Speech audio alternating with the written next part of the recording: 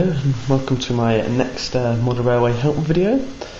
I hope that in this episode, to help you get a greater understanding of how to replace a motor in a mainline railway's model, because quite a lot of them are based around the same sort of principle. I'll also be showing you how to kind of generally clean up the model.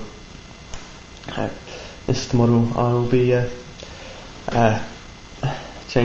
fixing and changing motoring. A British Railways pannier tank, ex Great Western. Right, to start off with, you have to undo the screw at the back, holding the coupling in place. That frees up the back, and then there's another screw at the front where the front coupling would go. I don't generally have the front couplings on my engines, and the body just simply comes off. With some mainline railways engines, the body is quite stiff to come off, but with the pannier tank it's quite easy. Right. There's the motor unit that's going to be replaced, and here's the replacement motor, which you can get from replica railways for fairly cheap price, which is quite helpful. The next screw to be taken out is another one on the bottom,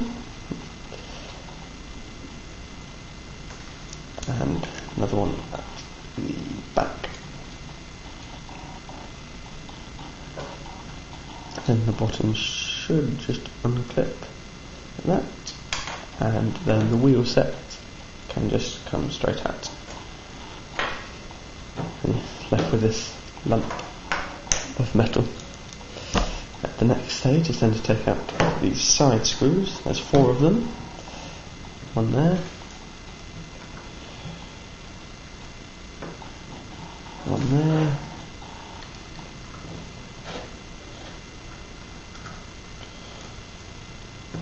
one there, and one there. Right, then it should come apart. A bit stiff, but it does come apart, I promise you.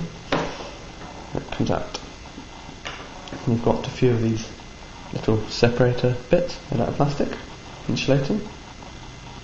Remove those, and then there's a cog here which taken out just to be able to get the motor out, and flip it over, and then there's 2 more screws which will release the motor itself.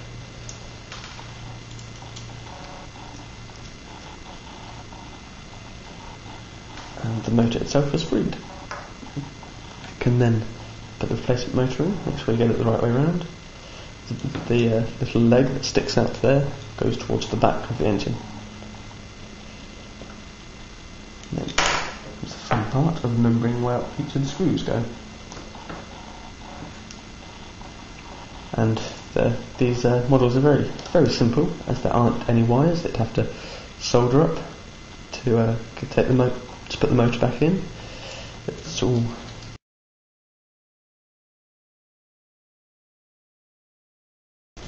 yes, as I was saying, just before I was rudely interrupted by my SD card filling up, was that the metalwork takes all of the electricity, which is very helpful, very thoughtful of the guys at Mainline Railways when they were designing it. Right, now we have to put the cogs back on, which should just fit in like that. That works like that, which is good.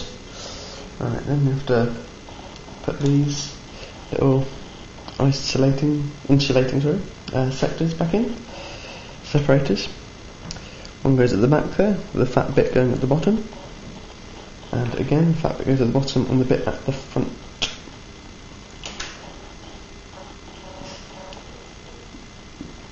One thing, no, probably. Then this can just go back in like that. A bit stiff, but it gets there. Right. And these ones here go into the motor.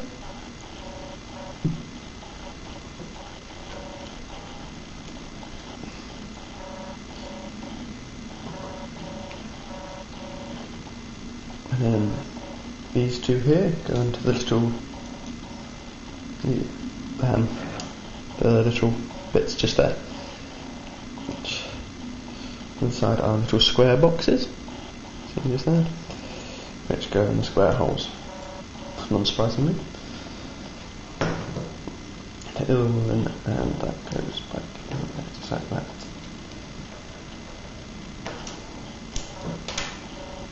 To clean it up, it's just fairly basic. Take a cotton bud and just go around here. You can see the sort of shiny bits where the wheels have rubbed. There's the sort of areas which you really have to aim for. And go onto the back of the wheels, which can come apart, but I don't think I'm going to do that today because they're a nightmare to quarter.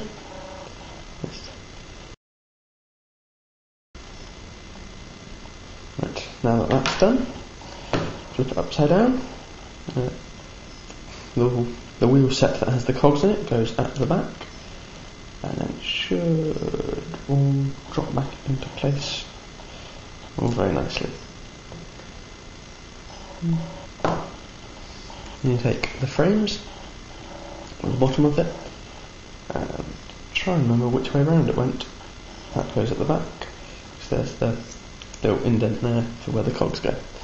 Just another nice little reminder. It clicks into place.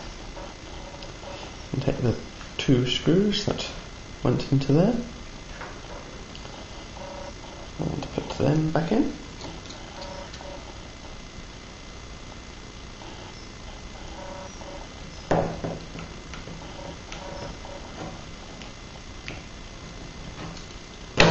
And finally, the body can go back on with these two screws. Oops.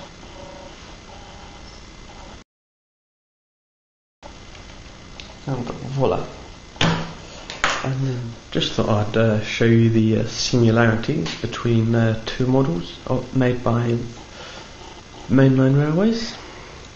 On the left here is a GWR 5600 class, and on the right is a GWR pannier tank. As you can see, there's a very similar theme going on here. If you just cut that off from the back of 56, and you can see that they are pretty much identical, aside from this being slightly different shape. Just a quick heads up, if you ever see any replica railways or mainline railways models for sale advertised as non-working locomotives, I'd advise you to go for them, as usually you can get them for rock bottom prices. As I got both of these models here for £10 for both of them, and this one here was given a clean up and this one here was given a replacement motor, and they both worked straight away, which I thought was pretty good. So yeah, keep an eye out for them.